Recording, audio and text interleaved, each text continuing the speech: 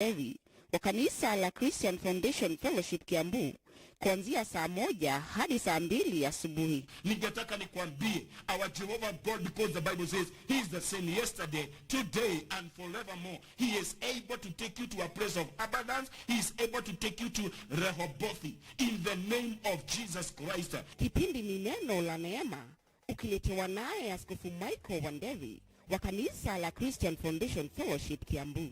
Usikose.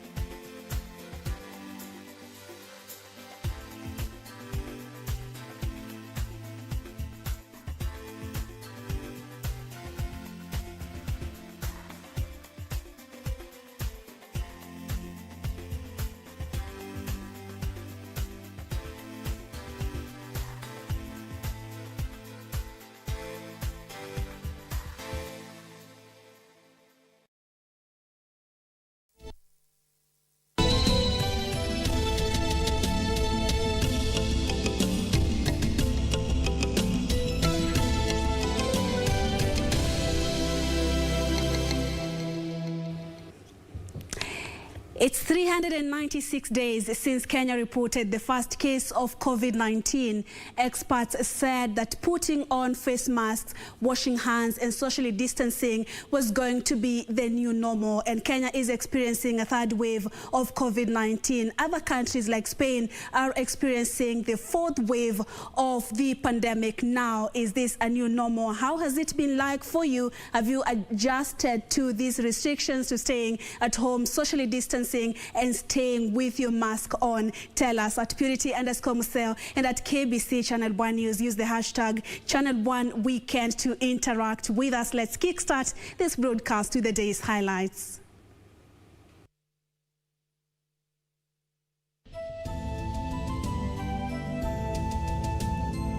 Sealing loopholes. Recruitment of 4 more commissioners at the Independent Electoral and Boundaries Commission to begin following the declaration of vacancies. Search for Chief Justice.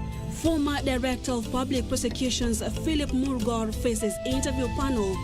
Vows to fight corruption and eradicate cartels in the judiciary. And hail the top performers. Celebrations continue at various schools countrywide, a day after the release of the 2020 Kenya Certificate of Primary Education results.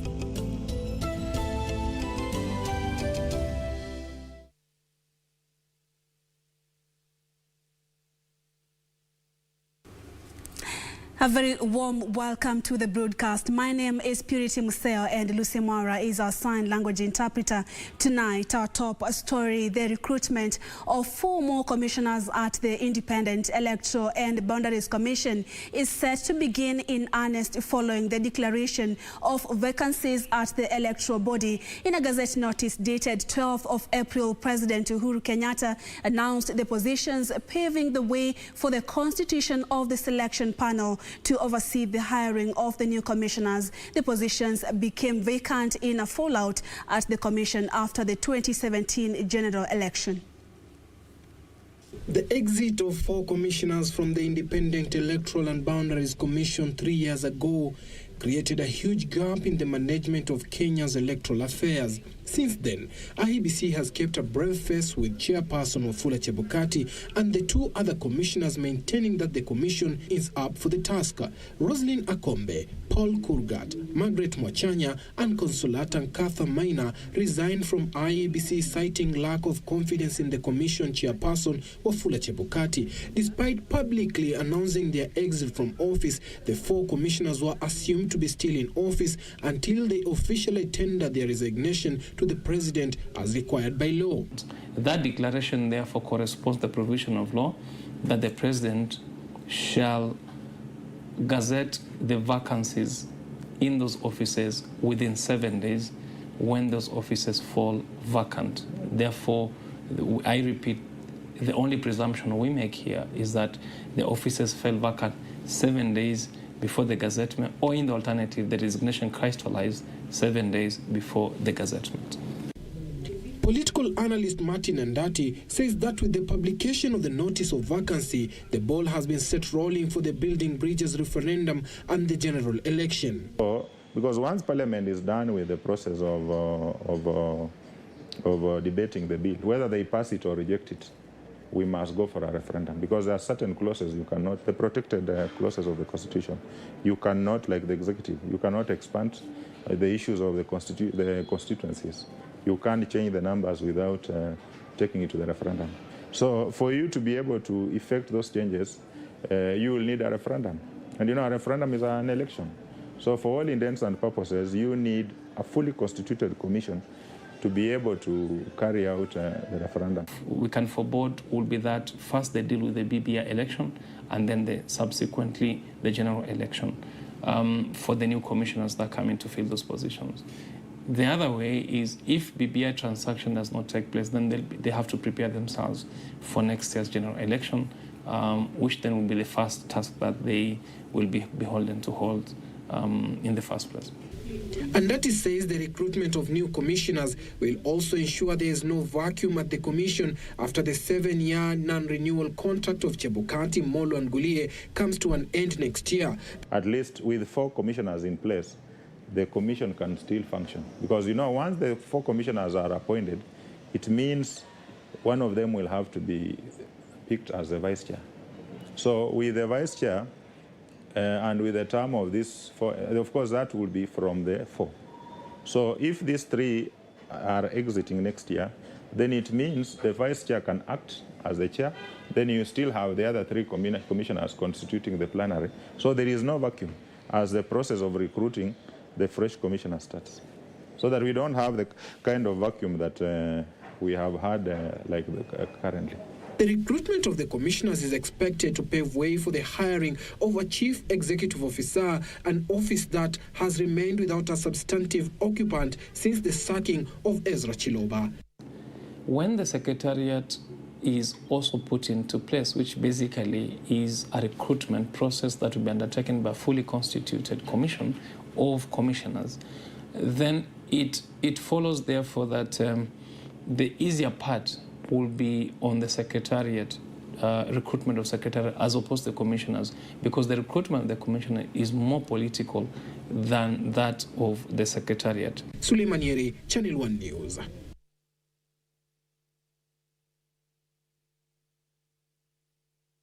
And former Director of Public Prosecutions, Philip Murgor, has vowed to fight corruption and eradicate cartels in the judiciary if appointed as the next Chief Justice. The 60-year-old prominent city lawyer with over 30 years' experience in the legal profession, while appearing before the Judiciary Service Commission, accused the Commission of having too many sittings without expediting the hearing and determination of complaints against judges and magistrates. And as Ben Chumba reports, Philip Murgor was, however, hard pressed to explain why his lack of judicial experience would not hinder him from dispensing the roles of Chief Justice if given the job.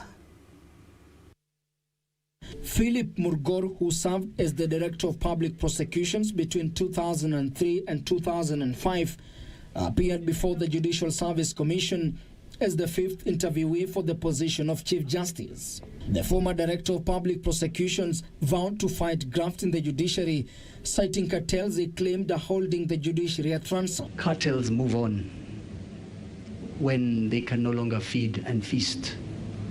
So just the fact that the honeymoon is over, they are the first to know. But should they not move on, they will, through EACC and any other agency, be placed under a spotlight. Murgor faulted the Judicial Service Commission for having too many sittings and lethargy in adjudicating complaints against judges and magistrates. When the Honorable former Chief Justice had complaints to make to the President or to the public, directed at the public, he stood on those steps alone. I often wondered where was Commissioner Macharia Njeru and team. I'm aware that there is litigation between some of you. Priority, why does it have to be there?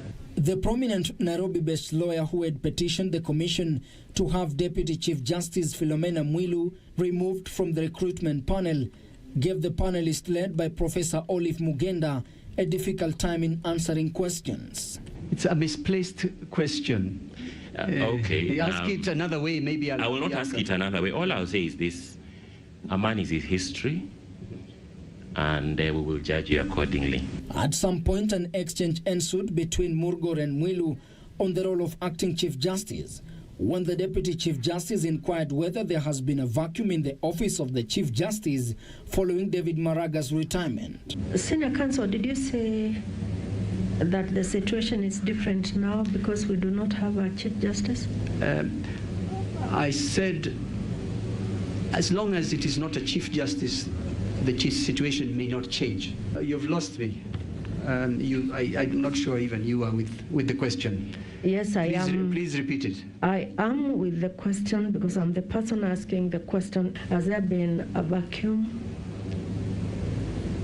I have not done a survey to ascertain what it is that would be described as a vacuum. And I am not saying that the acting Chief Justice is not doing her best. 60-year-old Murgor was, however, at pains to prove his suitability amid claims he is short-tempered and allegedly took part in an event to overthrow the late President Daniel Arap Moi's government in 1982. We were not, it wasn't rioting. It wasn't rioting. Yes, certainly. So what were you accused of? Of taking part in a demonstration. Taking part in the demonstration. And this demonstration was in relation to what?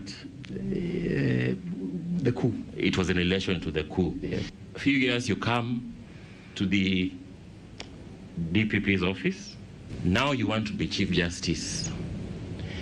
Are you the kind of person we should risk to be the Chief Justice, knowing that these kind of events may happen? If I was the magistrate, perhaps some of your questions would have been relevant. But I was simply the lawyer advancing a case for one side. There were others advancing the opposite case. The remaining 5 applicants yet to be interviewed will have their turn from Monday next week. Justice Ndumanderu of the Employment and Labor Relations Court will be the first to face the panel. Others are Fred Ngatia, Justice William Ouko, Professor Wekesa Moni, and Alice Yano. Ben Chumba, reporting for Channel 1 News.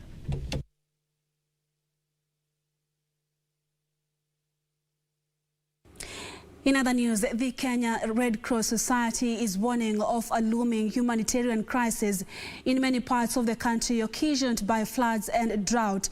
Kenya Red Cross Society Secretary General Dr. Asha Mohammed says there is a need to put in place adequate mitigation measures to avert the looming crisis. Over 1.4 million people are facing food crisis according to the 2021 assessment by Kenya Food Security Steering Group. The ongoing rains have already caused floods in areas around Lake Victoria and Tana Delta, displacing hundreds of families.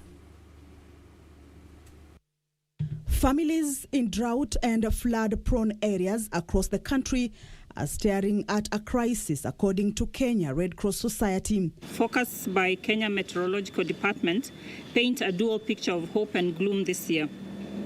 In some parts, there will be enhanced rains, while on the other side, rains will be subdued, leading to drought conditions. According to Red Cross, parts of the country are yet to fully settle families that were displaced by floods 2 years ago. A case in point is areas around Lake Victoria, where out of 11,000 who were rendered homeless, 1,180 are still in camps. Our projections indicate that in this area alone, at least 15,000 families and over 30,000 families countrywide will need urgent support in terms of shelter, food, clean water and basic health. Ikiwa mvua itaendelea zaidi, tumekadiria kwamba itafikia hadi karibu 60,000 familia 60,000 ambazo pia zitapata kudhurika kwa njia moja hadi nyingine. The weatherman says average to above average rainfall is expected in Western, Rift Valley, Coast and Central till the month of June. The downpour is already causing flash floods in Tana Delta and has already displaced 121 households. From one looming crisis to another, below average rainfall in semi-arid counties, coupled with a locust invasion, risk exposing North Frontier counties to hunger. 3 counties, that is Turkana, Marsabit, and Mandera, are the most affected currently and are in what is traditionally described as an alarm phase of food insecurity. Another 6 counties, Baringo, Isiolo, Kilifi, Garissa, Wajir, and Tana River, are in the alert phase and are trending towards a worsening situation. An assessment by the Kenya Food Security Steering Group conducted in February 2021 indicates that over 1.4 million people are at risk of a food crisis. 400,000 children aged between 6 to 59 months are acutely malnourished and in need of treatment. These people, unless urgent intervention is done, are facing a food crisis, which is an increase of 93% compared to the preceding long rain season, and are in need of urgent life-saving support. Tunahitaji zaidi ya milioni 800, yani milioni 315 ya kusaidia upande wa ukame na milioni 400, zaidi ya milioni 400 kusaidia kwa upande wa mafuriko. Kenya Red Cross Society says the situation will aggravate and concerted efforts by all stakeholders are needed to minimize human suffering amid a pandemic that has only worsened the situation. Kamche Menza for Channel 1 News. In other news, Education Cabinet Secretary Professor George Magoha has defended the integrity of the Kenya Certificate of Secondary Education examinations. Magoha says the government has effectively dealt with loopholes that had previously been exploited by cheats of compromise in the national exam. The marking of the Kenya Certificate of Secondary Education examination papers are expected to get underway as soon as the final paper is written next week. A day after releasing KCPE results, Education Cabinet Secretary George Magoha has expressed confidence in the education reforms guiding the conduct of the Kenya Certificate of Secondary Education examination. Speaking in Naivasha on Friday, after supervising the opening of the exams container, the CS said that all security measures were in place ahead of the marking process. In terms of the security of teachers that are going to mark the examination, the government of the Republic of Kenya has decided that we shall vaccinate as many of those that is possible, depending on the availability of the vaccines, but we shall start transporting them anytime next week because this process is going to go on. The marking of the KCSE exam papers will take 3 weeks once the national exams end next week. Meanwhile, the Kenya Union of Post-Primary Education Teachers Busia branch has called on the Ministry of Education to facilitate the travel of teachers to exam marking centers. Tunasisitiza ya kwamba waziri pamoja na CEO wa NEC they take an urgent measure kuhakikisha ya kwamba maslahi ya watahini yatakuwa sawasawa na la sivyo venye katibu amesema watahini wengi wasifike Nairobi kwa sababu maslahi yao hayatakuwa yanaangaliwa. If not, we are afraid that very few examiners might turn up for marking, hence jeopardizing this national exercise. Kuppet says teachers cannot be left to cater for their mode of transport, considering the ongoing restrictions on movement in some counties. Ruth Wamboi for Channel 1 News.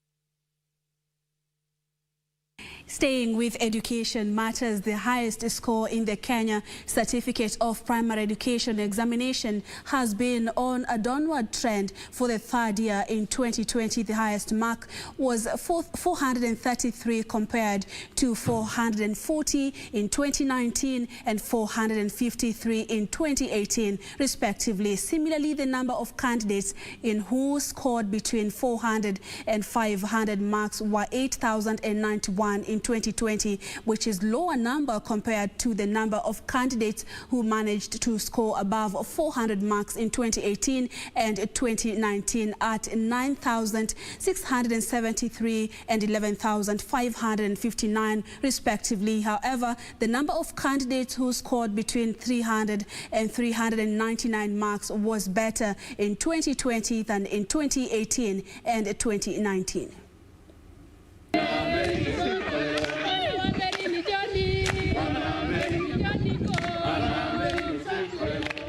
Candidates who sat for the 2020 Kenya Certificate of Primary Education examination continue to receive praise for their commendable performance, considering the circumstances that saw the examination calendar disrupted. At PCA Nanyuki Girls in Laikipia County, 9 girls posted 400 marks and above, sparking celebrations. The school had a mean grade of 371 marks. It was jubilation at Hill School, Utawala in Nairobi County, where 20 candidates got 400 marks and above. I scored 421 in this year's KCPE, and I am thankful to God for keeping us this entire period of Corona. Another school enjoying the limelight is Little Angels in Isiolo County, where 6 girls posted 400 marks and above, and 62 others posted above 300 marks. The candidates are among 8,091 candidates countrywide who scored between 400 and 500 marks. 282,090 managed between 300 and 399 marks in the just released results, while 589,027 candidates got between 200 and 299 marks. 299,677 candidates scored between 100 and 199 marks, and 307 candidates had between 1 and 99 marks in the exams. In 2020, candidates with special needs also posted encouraging results. 9 candidates garnered 400 marks and above compared to 11 in 2019 and 8 in 2018. Set Green Hill Academy in Kisii County produced the best student nationally in the special needs category, Brandon Otundo, who scored 420 marks. My mom used to encourage me to study, and my brother, who is also in Form 4, so we used to have those study timetables and whatever, so it kept encouraging me to study. Gibson Diema from Bungoma County's Nalondo CBM Special School was ranked 2nd in the country, having scored 411 marks. Sasa usiseme siwezi, sema naweza. Napenda sana kufunza. Sasa niko nataka kuwa mwalimu. Hata nipite nikuwe lecturer. 318 special needs candidates managed between 300 and 399 marks. 897 scored between 200 and 299 marks. 1,356 managed between 100 and 199 marks, and 11 candidates got between 1 and 99 marks. Irene Mchuma Udim, Channel 1. The results of the 2020 Kenya Certificate of Primary Education continue to be received with jubilation across the country. Despite the challenges posed by the COVID-19 pandemic, most pupils appear to have set their sights on the prize to post exemplary performance in the national examinations. And here are the highlights of the ensuing celebrations.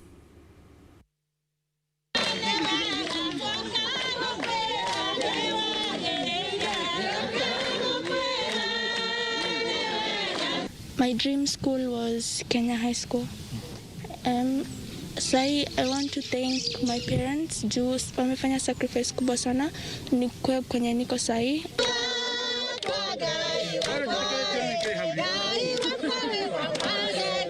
I'd like to join Edinburgh High School because it has good facilities It has helped me a lot.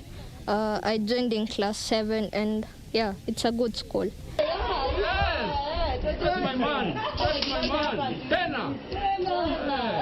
Nilipata 413 na walimu wangu ndo walikuwa wananisaidia na wazazi, na kupata hiyo alama inelibidi nisome kwa bidii usiku na mchana.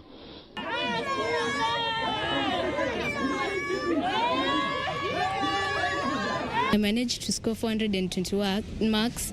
I'm feeling so happy because I've passed. It was to my expectation, not that much, but I'm so happy. At least I've managed to score 400 and above marks.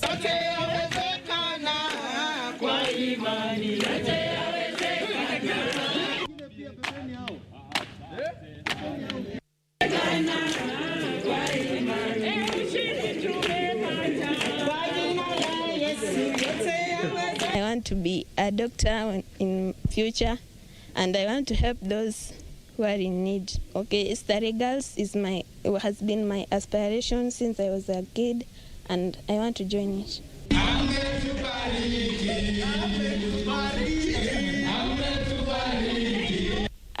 I school in the county school. I've got 410 marks. I'm so grateful to God for the fire taken me. I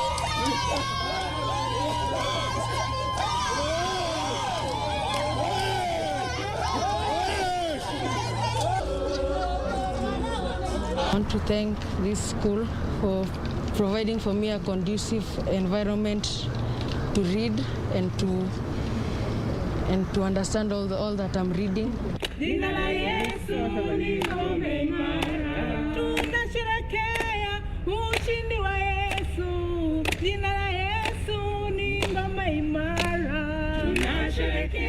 Mudasa has been in existence for close to 29 years now, and we've been very consistent in what we are doing.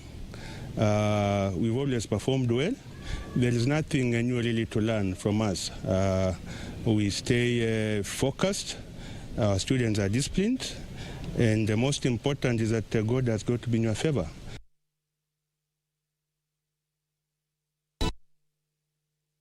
Okay, don't forget to send in your feedback on Twitter at purity_Museo. You can also tag at KBC Channel 1 News and use the hashtag Channel 1 Weekend. We are taking a short commercial break. Don't go anywhere. We still have plenty more to come. Stay with us.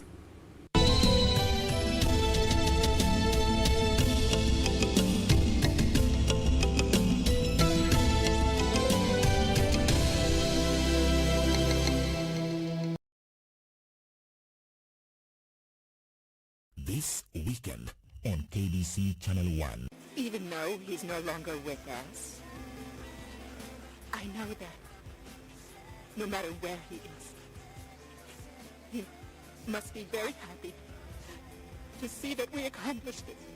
It's urgent that I know Mrs. Flavia Santillana's real financial status. Nina? Luna? Can you please tell me what you're doing here?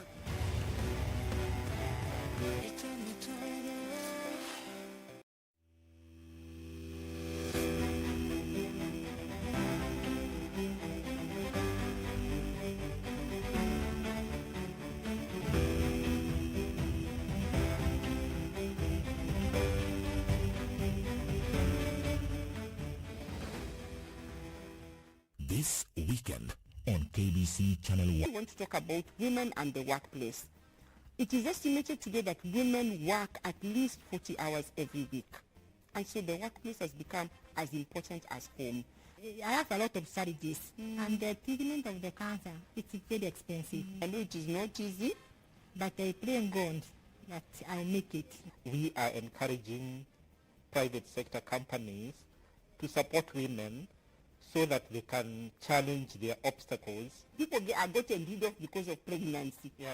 Can you imagine? And it starts from leadership of that company.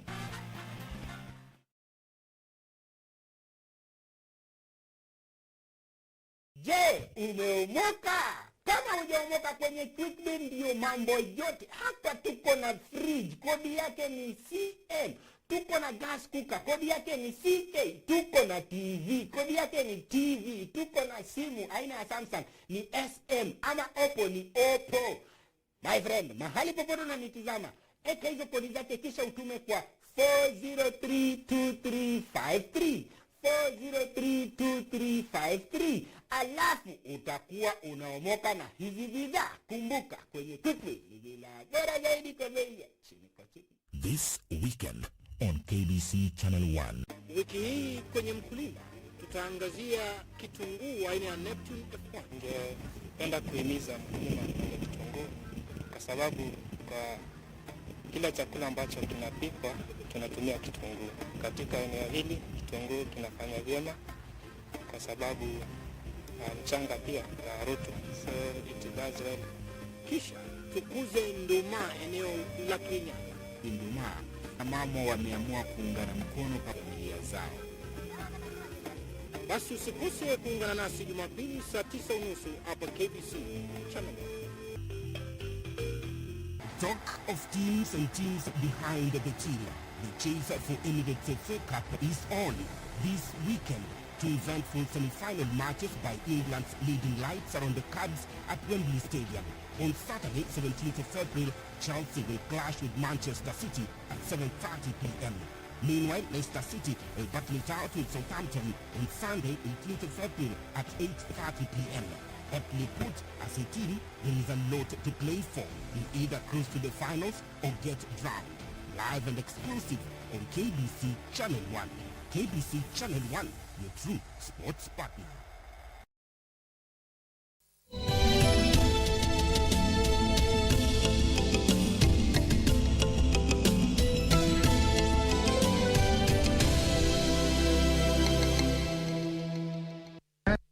And welcome back. You're watching Channel 1 Weekend this Friday night. Lucy Mora is our sign language interpreter tonight.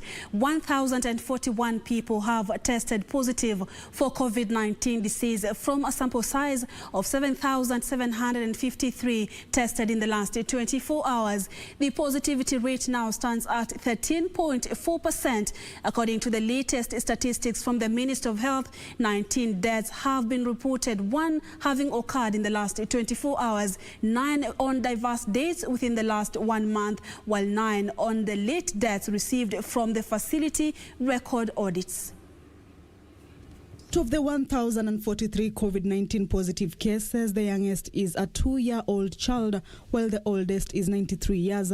The new infections bring the total number of confirmed positive cases to 150,260. In the latest statistics, Nairobi County leads the pack with 323 cases, Trans Nzoia 71, Mombasa 62, Nakuru 44, Uasin Gishu and Nyamira 43 cases each, Siaya 41, Kitui 40 and Kisumu 36 cases.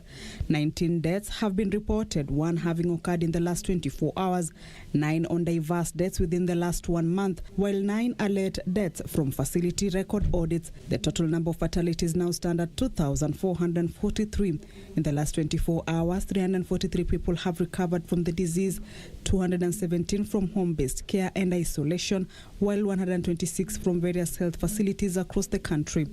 Total recoveries now stand at 100,980. A total of 1,588 patients are currently admitted at various health facilities countrywide. 5,757 are on home-based isolation and home care.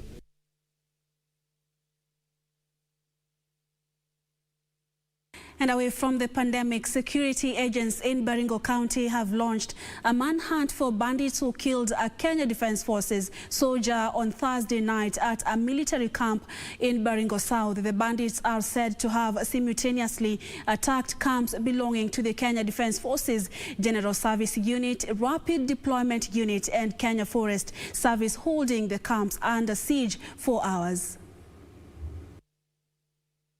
Tension is high in Baringo South following the killing of a Kenya Defence Force officer by bandits in Mukutani on Thursday night. Walikuwa walipiga RBU, walipiga police station, walipiga mpaka kwa KDF huko, tulikuwa tunasikia marisasi huko. Walipiga kwa Kenya Forest na walikuwa wanapiga hata kwa center katikati. The brazen attack is said to have targeted civilians who had taken refuge in the security camps in the area.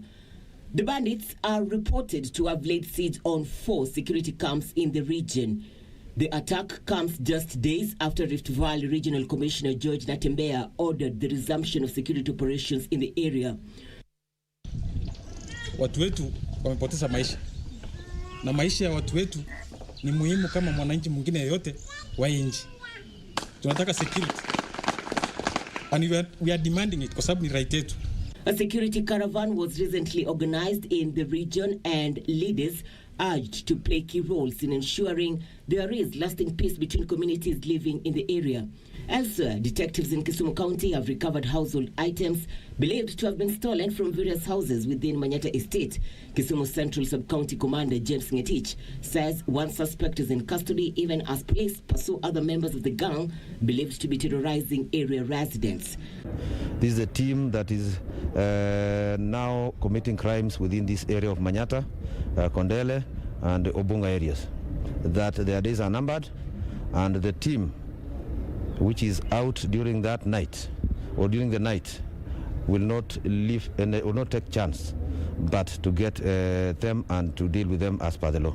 The recovered items included 14 mobile phones, 2 television sets, 1 Ministry of Education tablet and a music system.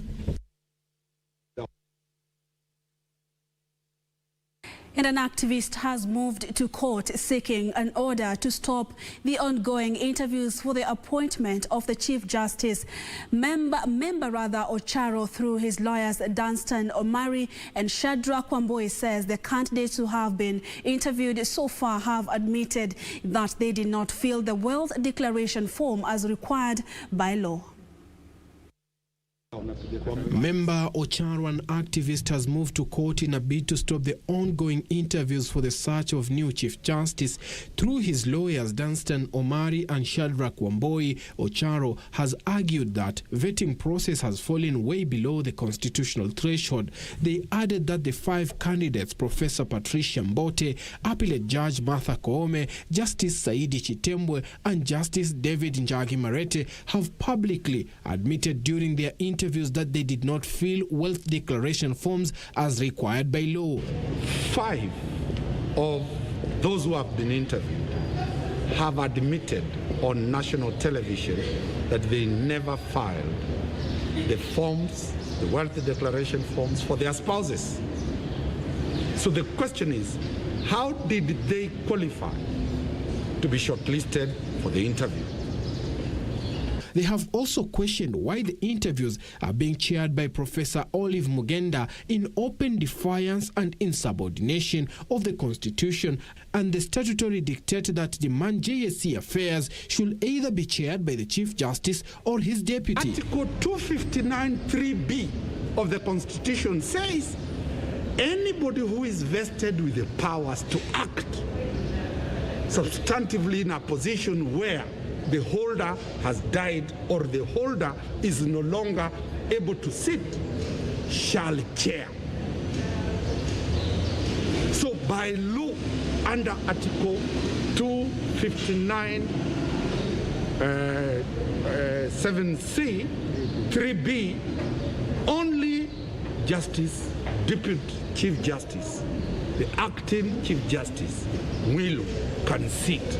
The file will be placed before a vacation judge, Justice Weldon Korir, for directions.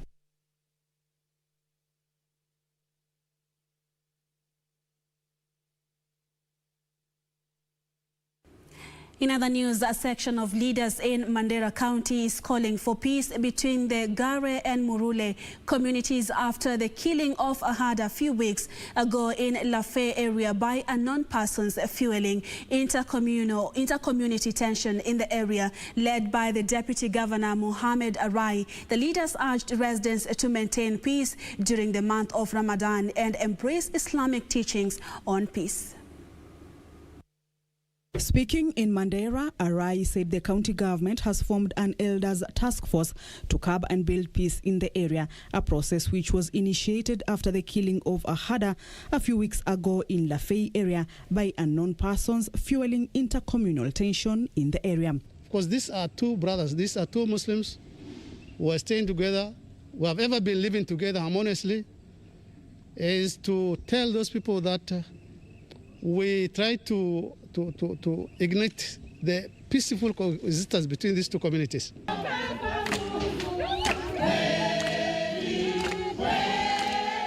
In Kiambu County, teachers and parents have urged the Ministry of Education to ensure fairness in the exercise to ensure candidates are placed in their preferred schools of choice. According to Tumaini Spire Junior Head Teacher Ann Joki, the Education Ministry should ensure a thorough selection process and put into consideration the student choices. I think the government should see into it is that every child gets a position, and especially those who are 300, 301, and anybody with a 200 should actually get a position from any private school. I should say that, because times are when the government may learn to the top students and forget the ones that are below. Meanwhile, bar owners in Kiambu County are appealing to the national and county governments to assist their staff with relief aid after the closure of their premises following the third wave of COVID-19. Kiambu County Bar Owners Association Chairman Joseph Kariuki further urged the national government to negotiate with financial institutions to waive loan interest and extend the loan repayment period, as many workers in the service industry have no other sources of income. At the same time, he called on the government to consider bar owners and staff as frontline workers and include them in the priority group for the COVID-19 vaccination program. Saidie ile chanjo itufikie kwa haraka ya COVID-19. Tunasikia kuna hiyo kiti, lakini tungeomba serikali kwa kuhurumia wananchi wa kaunti hizi 5 kwa muda huu, tungeomba serikali kama ingeweza angalau kusaidia hawa wafanyabiashara na wafanyikazi wao kupata kitu kidogo, hata kama ni kwa weekly basis ama kwa mwezi. Elsewhere, healthcare service delivery in Kisumu County has received a major boost following the donation of 3 vehicles to the county by Johns Hopkins Program for International Education in Gynecology and Obstetrics, a local non-governmental organization funded by United States Agency for International Development. Kisumu County Governor Professor Anyang' Nyong'o, while receiving the donation, lauded the support that USAID has offered to the region in strengthening its health sector. The U.S. Agency for International Development has granted JPIEGO several grants to support family planning, reproductive health, maternal health, neonatal health, child and adolescent health in Kisumu County. This has been done through a number of programs which included Afya Lisi, which started in 2017. Finally, 2 dolphins and a turtle were found dead along the shores of the Indian Ocean in Kipini area, Tana Delta sub-county of Tana River County, in what is believed to be a result of illegal trawlers fishing in the area. Kenya wildlife officials, together with Kilipini Beach Management Unit members who were on patrol, came across the 2 decomposing bodies of dolphins and later found the turtle, which had head injuries. Community members and fishermen are urging the government to ban trawling activities as they are causing major destruction to marine life in the area. Kuna madhara makubwa sana ikiwa serikali haitachukua hatua. Hivi sasa tumeteta miaka mingi. Twashukuru vile KWS kuwa hapa na tukuona jambo hili kutusaidia, kwa sababu jambo hili linaonekana wazi. Sasa tukuanza leo kulalamika sisi wakazi wa Kipini. Kwa muda wa miaka 20 iliyopita bado sisi tunaendelea kudorora na uvuvi kwa sababu ya uharibifu wa meli. Mbali na kuumiza rasilimali zetu, viumbe ambavyo viko hatari ya kuangamia pia vinaumia kama namna hii.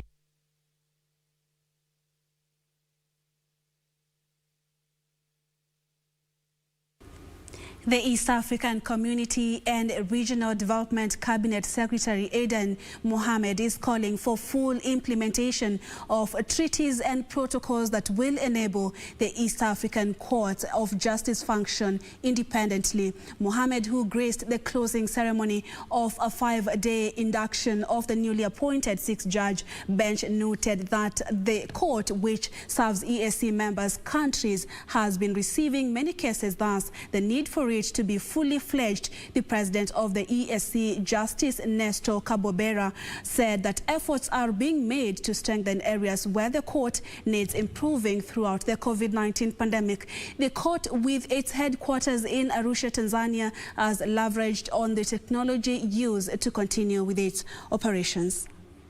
And the operations of the activities. And that ultimately is what we need to do. Community laws by the courts, as opposed to two disputing countries or entities having to be arguing with one another rather than getting the remedy from the courts. This applies equally to the rights and the freedom enshrined in the Treaty for the establishment of the East African Community and the protocols for the establishment, also the protocols thereof. I wish to conclude my short remarks by pledging my full support and good collaboration with the judiciary of Kenya and the ministry responsible for EAC Affairs and Development of Kenya to continue working together in ensuring the vision and the missions of the East African Court of Justice so that its missions be achieved.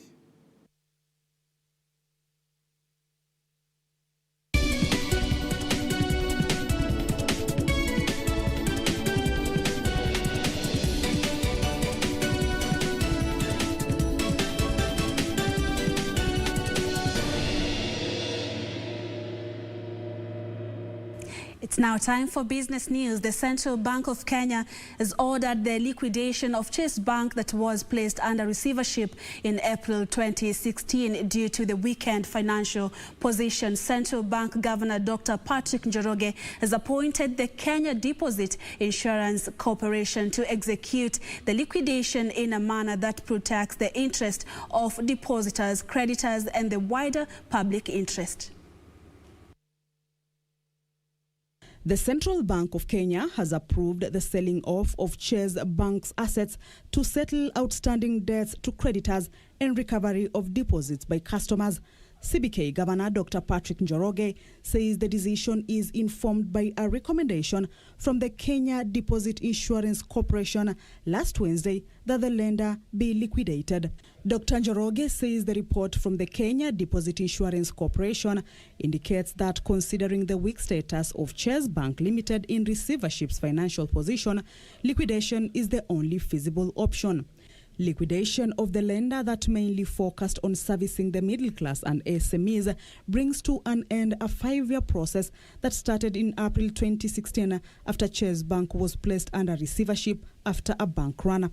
Dr. Njoroge said CBK has assessed the recommendation by KDIC and considered that liquidation would facilitate the orderly resolution of the residual assets and liabilities of CBLIR in accordance with the laws of Kenya to protect the interest of CBLIR depositors, its creditors, and the wider public interest. The central bank has also tasked the Kenya Deposit Insurance Corporation with the responsibility of offering information about the liquidation process and payment of depositors in due course. Those owed by Chase Bank have been advised to contact the Kenya Deposit Insurance Corporation via email or calls.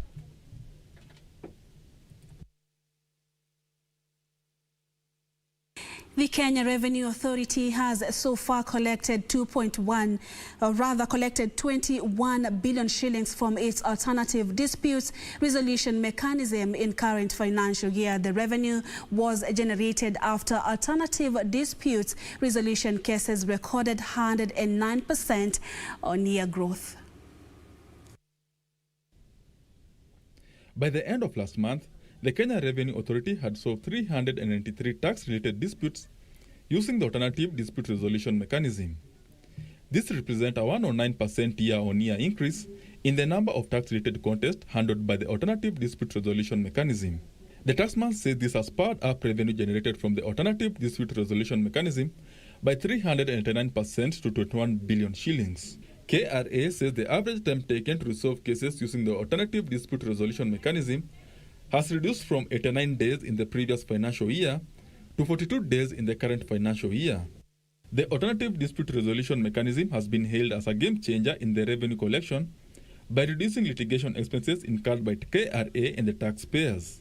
If you do it through mediation or through the ADR, once you reach that agreement on whatever the dispute there is between a taxpayer and the Kenya Revenue Authority, they reduce that into an agreement. And that agreement is signed by the parties. And if there was a matter in court, it is filed in court, and the judge or the court will adopt it. And it becomes like an order, a consent order. KRA is being urged to be innovative and enhance the alternative dispute resolution mechanism to be embraced by more taxpayers who have questions about billing of their taxes. Collection of taxes and whatever, it has been like, it's a fight. You know, it is like you are fighting with the taxpayer, or they bring exaggerated claims, and you know, there's no room for negotiation. And that in itself has made very many people, or otherwise potential taxpayers, to find ways and means of really evading or avoiding to pay the tax. KRA implemented the alternative dispute resolution mechanism in 2015. Benson Rioba reporting for Channel 1 Business. Elsewhere, 100 million shillings milk cooler has been commissioned in Dunduri, Nakuru County, promising to improve the quality of milk and reduce post-harvest losses of the produce. Area leaders say with completion of the cooling plant, dairy farmers will have a centralized place to store the milk.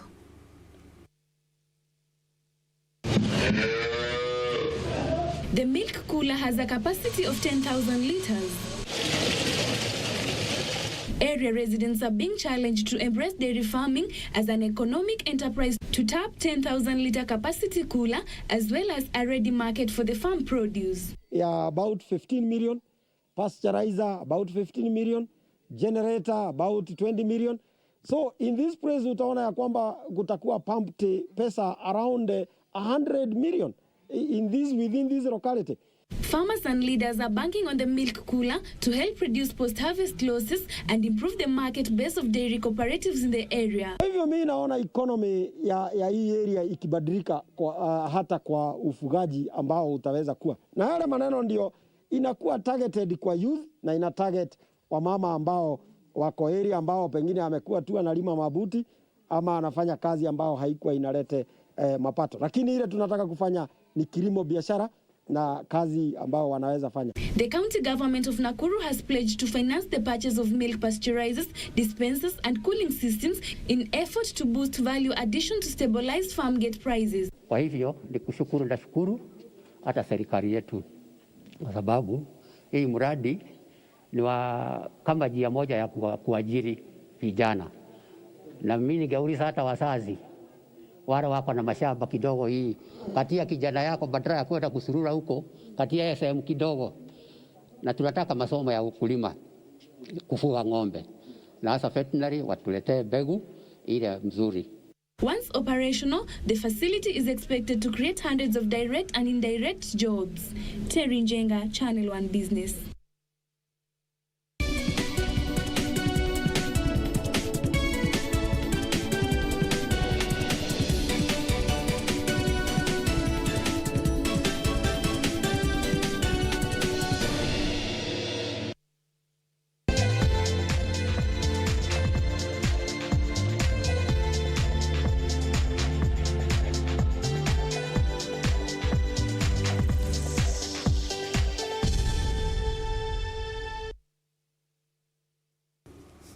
Thank you so much for staying with us. It's now time for the sport, and Football Kenya Federation is exploring possible ways to have the national teams, Harambee Stars and Starlets, start training for their upcoming assignments. All sporting activities in the country were suspended in March by the government following the surge in coronavirus cases.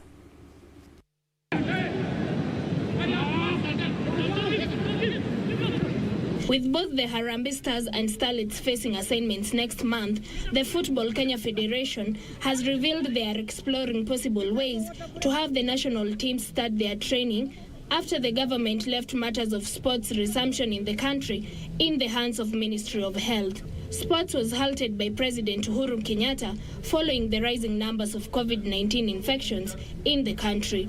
The national teams have upcoming assignments next month, with the men's team having World Cup qualifiers, while the women's team is scheduled to play Zambia in a friendly. FKF will be working out their own plans to make sure the two teams move to camp to prepare for their